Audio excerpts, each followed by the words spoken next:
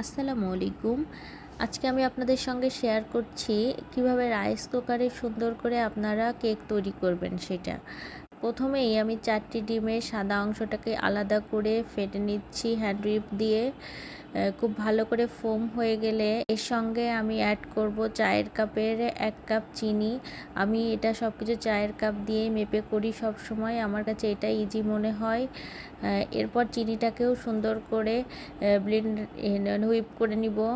যখন সব কিছু হয়ে যাবে, আমি আসলে ভ্যানিলা এসেন্সটা পরে দিই, কিন্তু যেহেতু আমার ছেলে এটাকে আগে খেয়ে চেক করে দেখতে চেয়েছে সেজন্য আগেই দিয়েছি। সঙ্গে 1.5 কাপ মতো সাদা তেলটা দিয়ে দিয়েছি এবং সেটাকেও সুন্দর করে ফেটে নিচ্ছি।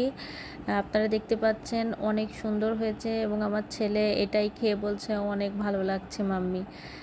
তারপর যাই হোক, আমি ডিমের লাল অংশটা এবং ময়দাটাকে আলাদা করে ফেটে নিয়েছি এবং সেটা একসঙ্গে মিক্সড করব।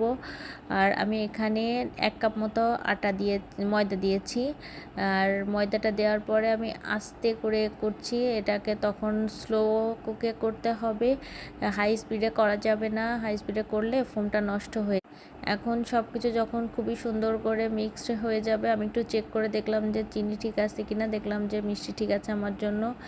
এখন আমি কোনো প্রকার কাগজ দিব না, একটু অয়েল ব্রাশ করে দিয়ে দিচ্ছি এবং রাইস কুকারে স্টিম করে নিচ্ছি। স্টিম করা শেষ হয়ে গেছে, এখন আপনাদেরকে দেখিয়ে দিলাম। আমার মোটামুটি 40 মিনিট লেগেছে। আপনারাও